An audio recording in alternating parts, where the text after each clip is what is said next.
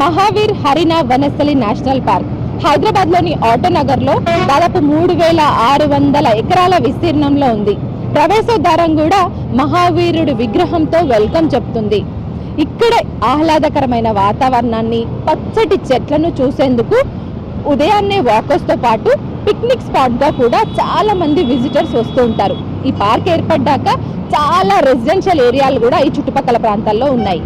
కానీ గత 2 సంవత్సరాల నుంచి ఇక్కడ స్థితిగతులు కంప్లీట్గా మారిపోయాయి. ఇక్కడ స్థానికంగా నివసించే పబ్లిక్ ఆగమవడంతో పాటు ఇక్కడి పార్కు కూడా హరించుకుపోతుంది. అసలు పార్క్ హరించుకుపోవడానికి, ఇక్కడ స్థానికంగా నివసించే పబ్లిక్ ఆగమవడానికి కారణాలేందో ఈరోజు గ్రౌండ్ రిపోర్ట్ ద్వారా మరిన్ని విషయాలను తెలుసుకుందాం. Mahavir Harina Vanasthali National Park back side ఎగ్జాక్ట్గా మనం ఉన్నాం.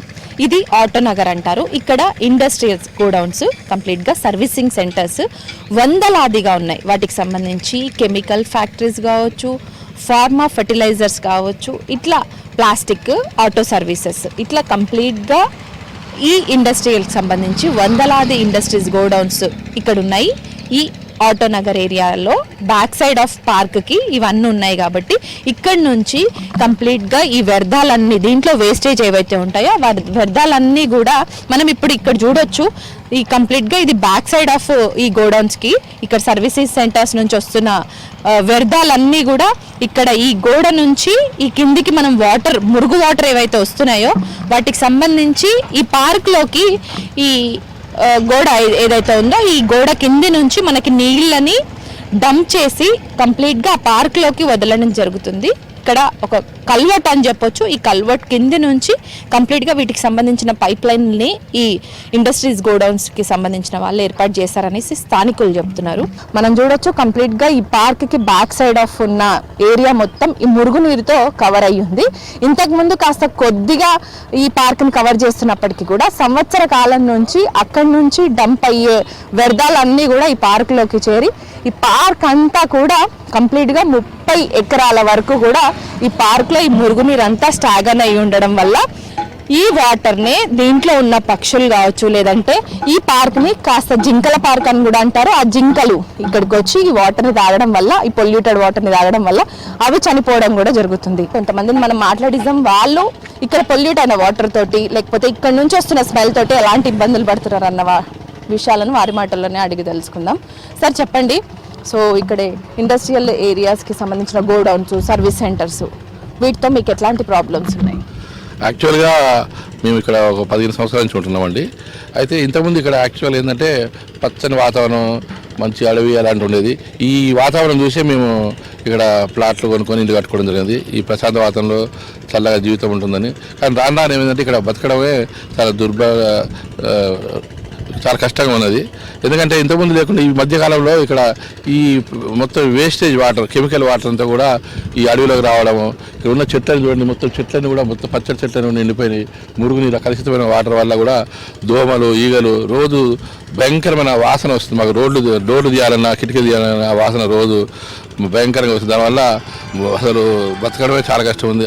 ఆ వాసన చూస్తే ఇంటికి చుట్టాలు కానీ, బంధువులు కానీ, ఫ్రెండ్స్ కానీ రావడం కూడా బంద్ అయింది. అసలు మేము చెప్పుకునే పరిస్థితుల్లో ఉన్నాం. ఇది చెప్పాలంటే చాలా అసహ్యంగా ఉంది. ఇది కాలనీయా లేకుంటే ఇండస్ట్రీ ఏరియా అన్నట్టుంది. ఎంత రాజకీయ నాయకులు కానీ, ప్రజలు కానీ ఎంత ఉద్యమాలు చేసినా, ఎంత చేసినా కానీ ముఖ్యంగా అధికారులు, ప్రభుత్వ అధికారులు చొరవ తీసుకొని దీని గురించి ఈ వాటర్ పోవడానికి కూడా మార్గం ఏర్పాటు చేయాలి. అయితే ఈ మధ్యకాలంలో ఇక్కడ పైప్ లైన్ కూడా శాంక్షన్ అయింది, అయిపోతుంది అని అన్నారు. ఆ 2 సంవత్సరాలు మంచి ఎంజాయ్ చేసినాం. 3వ సంవత్సరం వచ్చేసరికి మా అంత దురదృష్టవంతులు ఇంకోరు లేరని మాత్రం ఖచ్చితంగా మేము చెప్పగలుగుతాం. ఎందుకంటే మా బంధువులు, మిత్రులు అందరూ వచ్చి మా ఇంట్లో చూసి ఈడ్చేపడేది ఒకప్పుడు. ఇలా సంతోషపడుతున్నారు, అరే మాకన్నా మీరే దరిద్రులైనరా, మేమే మంచిగా ఉన్నాము.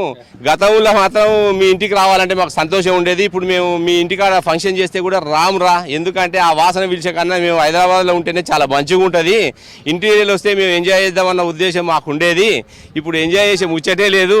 మీ తానికి వస్తేనంటే ముక్కులు మూసుకొని ఉండాల్సిన పరిస్థితి ఏర్పడ్డది. కాబట్టి మేము మీ ఇంటికి రాలేమంటే మేము మనసు ఒకసారి చెలించిపోతుంది. మా పిల్లలకు భవిష్యత్తు మేము మంచిగా అందించాలనే ఉద్దేశంతో సిటీ వదిలి మేము ఇంటీరియర్కి వచ్చి మేము ఇవాళ దరిద్రమైన దుస్థితికి దిగజారిపోతున్నాము అనే మనోవేదన మాత్రం మాకు బాగా వెంటాడుతుందండి.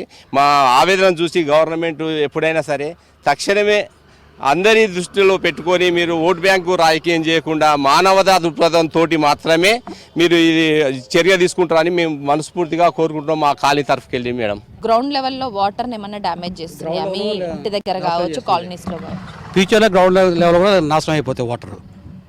ఫ్యూచర్లో ఇప్పుడు కాకపోయినా ఇప్పుడు కలర్ వస్తుంది, స్మెల్ వస్తుంది.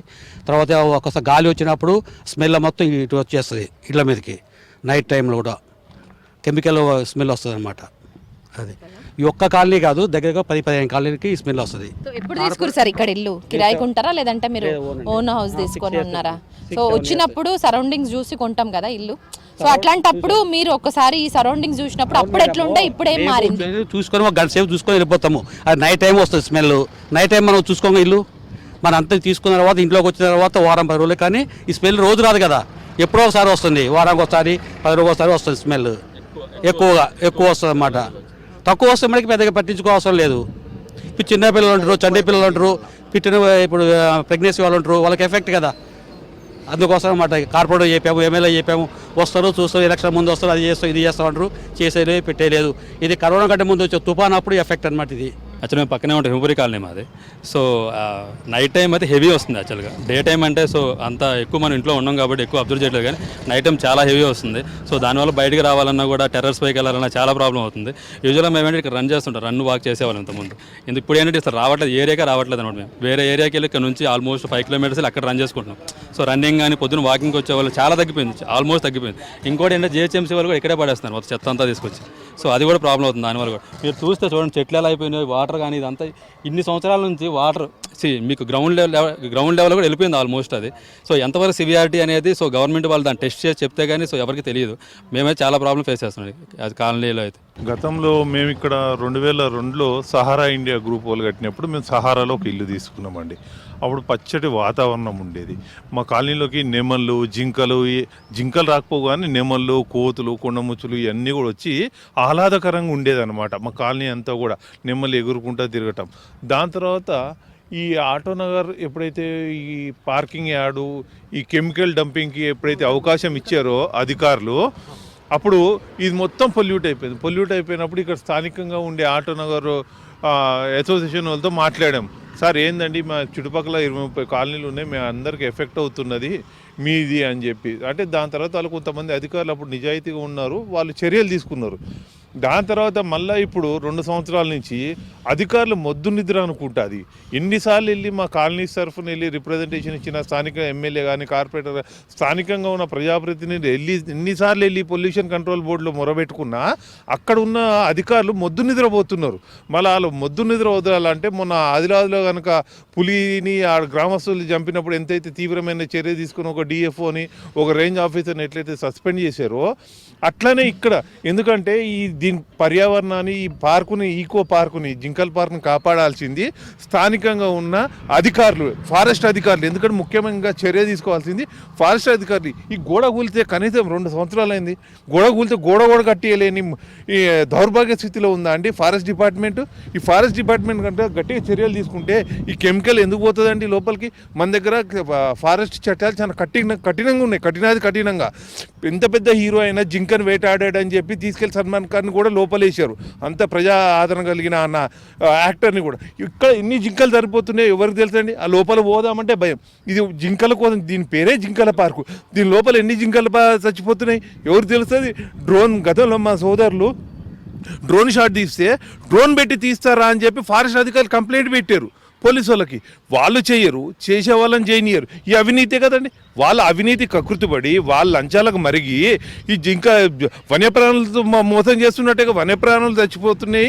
ఒక ఎత్తు కాలనీలో అనేక మంది గతంలో శ్వాసకోశ బాధలతో చాలా మంది చనిపోయిన వ్యక్తులు కూడా ఉన్నారండి చుట్టుపక్కల కాలనీ వాళ్ళు. మేము అప్పుడు ఎవరు చెప్పుకుంటే ఎవరు పట్టించుకోవట్లేదు. ఇది కేవలం పొల్యూషన్ కంట్రోల్ బోర్డు అధికారులు మరియు ఫారెస్ట్ అధికారుల అవినీతికి నిదర్శనం. ఏంటంటే ఇప్పుడు నా సమస్య కాదంటే నా సమస్య కాదు, ప్రతి ఒక్కరు అంతే. టీఎస్ఐసి వాళ్ళు ఏమంటారంటే ఇక్కడ ఇండస్ట్రీస్ ఏమంటారు, ఓకే జస్ట్ స్టోరేజ్ యూనిట్స్ అంటారు. కానీ ఇంకా కొంత ఏమంటున్నారంటే దాంట్లో ఇంకా ఎఫ్లూయెంట్ ట్రీట్మెంట్ ప్లాంట్స్ కూడా ఉన్నాయి మా దగ్గర అని అంటారు అనమాట. ఎఫ్లూయెంట్ ట్రీట్మెంట్ ప్లాంట్స్ ఉన్నాయి, పనిచేస్తున్నాయి అన్ని, ఓకే. ఏ ఒక్క ఎఫ్లూయెంట్ ట్రీట్మెంట్ ప్లాంట్ పనిచేయదు, ఓకే. దానికి అన్నిటికీ నిదర్శనం ఏంటంటే ఇక్కడ బ్లాక్ కలర్లో యూనో భయంకరమైన స్మెల్ వస్తున్న వాటర్, అదే నిదర్శనం.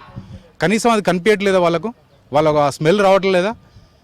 వాళ్ళు ఇవన్నీ ఈ ఫ్యాక్టర్ని పక్కన పెట్టేసి మా దగ్గర ఏం లేవు, ఇది మా ప్రాబ్లం కాదు. ఫారెస్ట్ డిపార్ట్మెంట్ వాళ్ళు ఏమంటారు ఇది మా ప్రాబ్లం కాదు టీఎస్ఐసి. జిహెచ్ఎంసీ వాళ్ళు ఏమంటారు ఇది మా ప్రాబ్లం కాదు టీఎస్ఐసి వాళ్ళది. సో ఇట్లా ఎవరిది వాళ్ళు మా ప్రాబ్లం కాదనుకుంటే ఎవరిదన్నట్టు ఈ ప్రాబ్లం అది? ఒక 2 years నుంచి అది మా ఫాదర్ జనరేషన్ వాళ్ళు చాలా కొట్లాడి ప్రీవియస్ గవర్నమెంట్స్తో డంపింగ్ యార్డ్ని క్లోజ్ చేయడం జరిగింది. చాలా హ్యాపీగా ఉన్నాం ఇక్కడ లోకల్స్ వాళ్ళందరం కూడా. కానీ ఒక 2 years నుంచి ఇప్పుడు నాకు భయం వేస్తుంది, నా పిల్లలు ఎక్కడ కెమికల్ స్మెల్లో పడుకొని ఎక్కడ కెమికల్ స్మెల్లో లేచి ఉంటారో అనేది.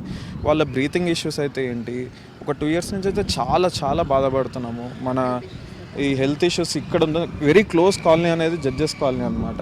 మాకు చాలామంది మాకు వాట్సాప్ గ్రూప్లో కూడా వాళ్ళ పిల్లలది లంగ్స్ సిచ్యువేషన్ మాకు రిపోర్ట్స్ పెట్టారు. చాలా బాధాకరమైన సిచ్యువేషన్ ఇది. ఒకప్పుడు 25 years బ్యాక్ మేము బాధపడితే ఇప్పుడు ప్రజెంట్ జనరేషన్ కూడా అదే బాధపడుతుంది. మరి ఆ జనరేషన్ వాళ్ళ లంగ్స్ కనుక ఏదైనా ఇష్యూ అయితే వాళ్ళ ఫ్యూచర్ ఎలా సర్వైవల్ అనేది ఏంటి అనేది క్వశ్చన్ మార్క్ అనమాట.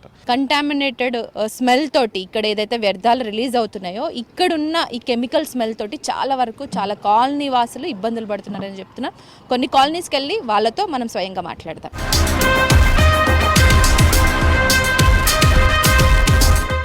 పార్క్కి నియర్ బై ఉన్న సహారా కాలనీలో ఉన్నాము. ఇక్కడ చూస్తే మాత్రం కాలనీ అంతా పచ్చటి చెట్లు, ఆహ్లాదకరమైన వాతావరణం అయితే మనకు కనిపిస్తుంది.